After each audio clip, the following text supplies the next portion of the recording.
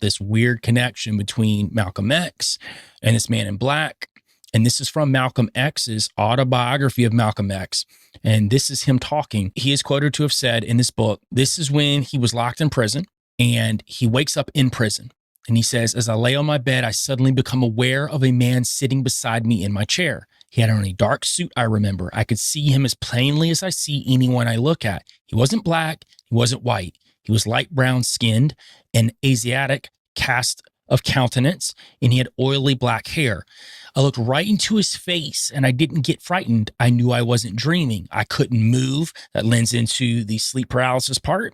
I couldn't speak. Also lends into the sleep paralysis part that we hear a lot about now. And he didn't. So the man in black did not speak to him either. He said, I couldn't place him racially other than I knew he was non-European. I had no idea whatsoever who he was. He just sat there. Then suddenly as he'd come, he was gone. So he disappeared. So Malcolm X has no understanding of what this actually meant. We don't really know exactly what it meant. Was it there to scare him? Was it there to give him a signifier that he was on the right path, that what he was doing was what they wanted him to do? There's so many different things that we can throw out there, right? But to get to Elijah Muhammad, when the Malcolm X movie that came out in 1992, and this was directed by Spike Lee, and it had Denzel Washington starring as Malcolm X. In the movie, though, they implied that the figure was the Nation of Islam leader, Elijah Muhammad, even though out of Malcolm X's own mouth, he never stated that that's actually what it was. He never said that this was Elijah Muhammad. As a matter of fact, he would have known if it was Elijah Muhammad.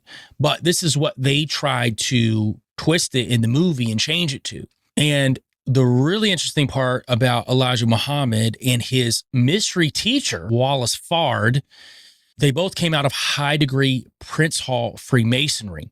And they also knew esoteric secrets, which lends to the fact that this being reminds us a lot of preter-human intelligences that we've heard many occultists talk about, specifically Aleister Crowley talk about over the years. When we look at Malcolm X, who seems to have had a interaction with a man in black, and we look at Wallace Fard, who created the NOI, and these wild ideas that come from him, which I don't think he got just from himself. I think he was taught this from something else that was greater. Then we have to start looking at this as a supernatural event that happened to Malcolm X, that there is some strange ideas and entities behind even NOI.